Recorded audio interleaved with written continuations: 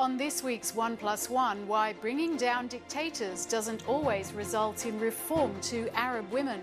And closer to home, our own battle for gender equality.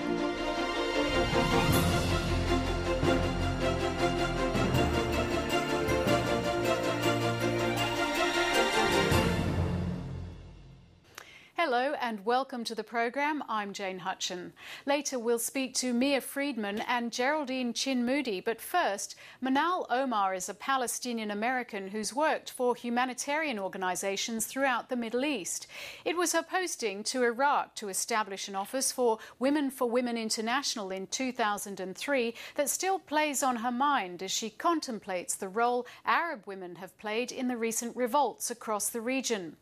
She wrote Barefoot in Baghdad about her time in Iraq, and she's currently Director of Iraq Programs at the US Institute of Peace in Washington. Manal Omar, welcome to 1+1. How do you see events playing out in the Middle East at the moment in terms of women's rights? Well, the events in the Middle East are extremely exciting. I feel like the last 15 years working in the region have kind of culminated to this point where you're seeing people on the streets really holding their own communities, their own governments accountable. And it's great to see that women are at the forefront. Of course, the challenge is to make sure that once decisions are being made, particularly looking into Egypt with constitutional reform, that women are also at the table and that they're also making sure that their rights are being enshrined in whatever new system is evolving. Now, in the months after the US-led invasion in Iraq, Iraqi women reformers and NGOs were extremely optimistic about advancing the cause of women. What happened after that? Yeah, early on, as you said, people were really optimistic. There was talks about how Iraq would leap forward. As you know, Iraqi women have a very strong history and have always been leading the region in terms of women's rights. So 2003, the sky was the limit. Unfortunately, that's not exactly what happened. There was a lot of new influences that was entering Iraq, a lot of struggle, and by 2004, it became clear that women would just need to be fighting to maintain the status quo, the rights they already had guaranteed for them.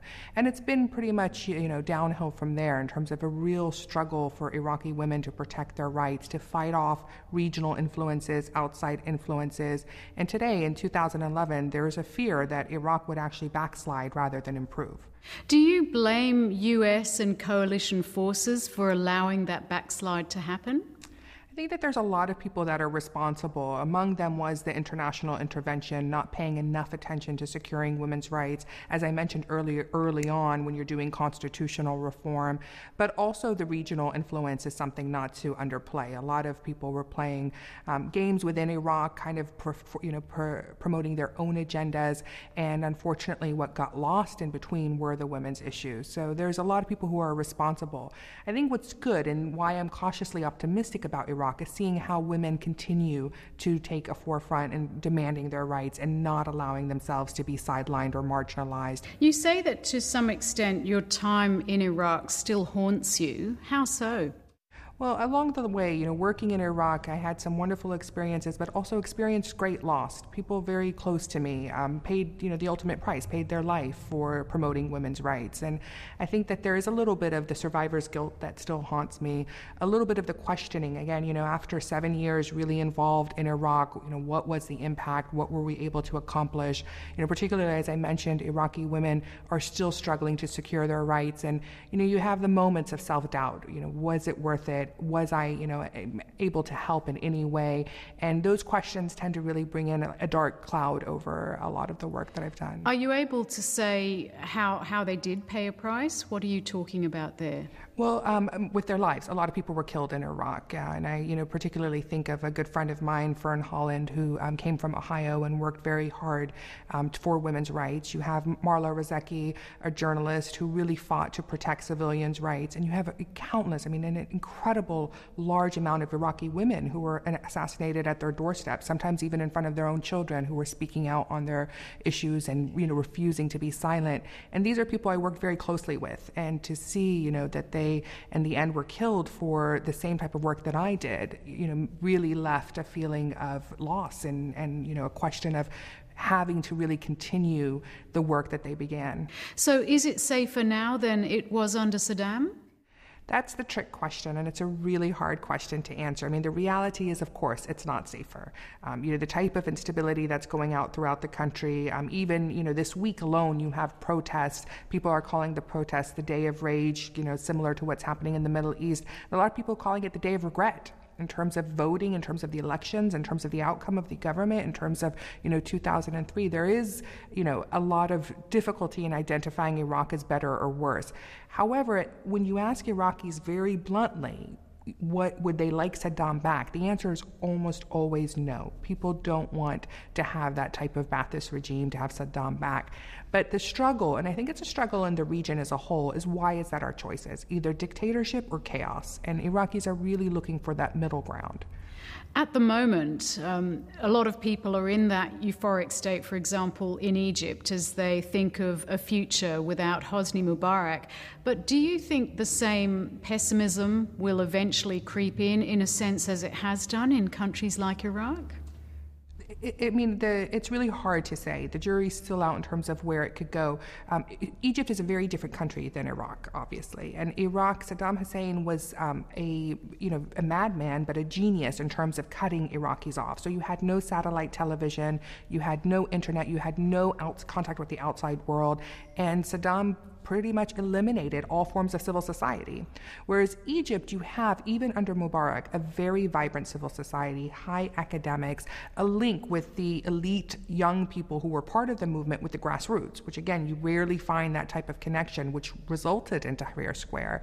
And what was very brilliant was it was an organized, non-violent movement that came from within.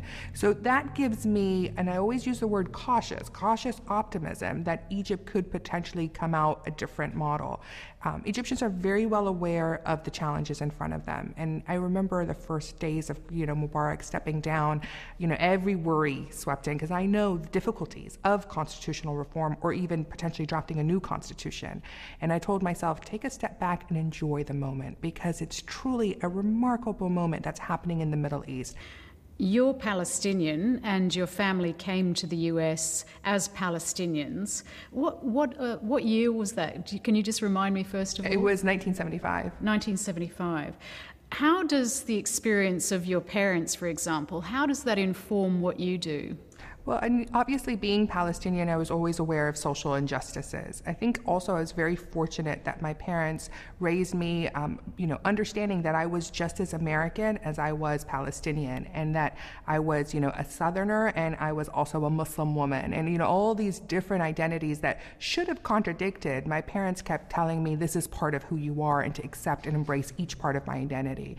And I, grew up with kind of believing that that's the case, and that's what everyone does, and everyone has a multiple identity, and it's not schizophrenic, it's actually powerful. And I felt that was something that really tied into who I became and into my career choices. And part of that was feeling the need.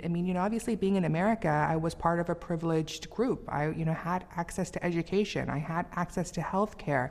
And I was taught never to take that for advantage, that most of the world does not have that access. So growing up, I knew I wanted to do something where I could give back to my community and to my region. How do you respond to feminists both in the US and here in Australia who see the veil as a symbol of subjugation? It's a difficult conversation to have, and I unfortunately have it a lot of times. Many times. Have you had it here? I haven't had it here yet, but it's my first day in Australia, so it'll be interesting seeing how the next few days pan out. But I have it often in the UK and in America, and many people will very bluntly say that the veil represents patriarchy, and that some people have even gone as far as calling me a hypocrite to talk about women's issues, but then promote patriarchy by the way I dress. And it's a fascinating conversation for me, because the whole element of choice and stripping women of that ability to make that choice, is such an obvious missing gap that, it strikes me as odd when feminists miss that, because it's important that nobody, particularly any man, tell a woman how to dress, whether it's more or less.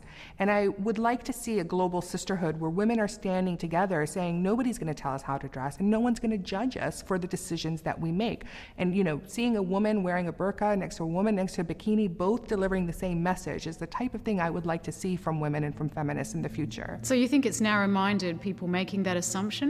I do. I think that it's a lack of complete awareness. I wore the scarf from complete choice, and when I was veiled, my mother, who comes from a very strong, she would never use the word feminist and probably kill anyone who would use the word feminist, but she didn't talk to me for 6 months because she felt that I was closing the door of opportunity when I covered.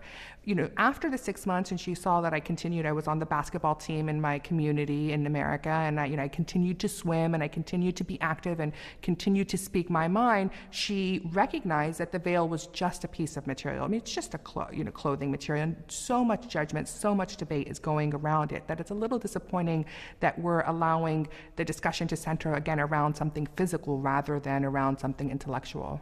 Speaking of clothing, you were once criticized, I believe it was in the United Kingdom, for wearing an Islamic form of swimsuit. I think it was even dubbed a bikini. Yeah. Is that a one-off offence, or have you had that response everywhere you've gone, wearing a bikini? Well, fortunately, most people have been pretty accepting of my Islamic swimsuit, primarily because, it's just a wetsuit. So, people who are familiar with, and I was saying probably in Australia, it wouldn't be seen as a big deal because people have a surfing culture. But when I was in Oxford, someone took offense to it. And it wasn't so much just the idea of what I was wearing to swim. It was the debate that emerged after that. And I remember someone posted, today they're swimming in our public pools, tomorrow they're going to blow up our churches and build mosques. And I thought to myself, that's a bit extreme. I'm literally just going to take a dip in the pool, and this is the conclusion that people are drawing. I've been working all about women's rights, and yet you have, within, just viewing me, made all this judgment about me, and trying to break those walls because, avoiding the difficult conversations, the difficult discussions, I think is one of the biggest challenges for Western communities to understand their immigrant population. Manal Omar, it's been a pleasure speaking with you. Thank you. Thank you for hosting me. Mia Friedman writes the popular blog Mamma Mia and a newspaper column. She's the former editor of Cosmopolitan, Clio and Dolly magazines. She also spent a year at Channel 9, but laboured, she says, with its blokey executive culture. She now chairs the federal government's National Advisory Committee on Body Image. Mia Friedman's latest book is Mea Culpa, and she's speaking with Monica Attard. Mia Friedman, welcome to 1+1. Thank you.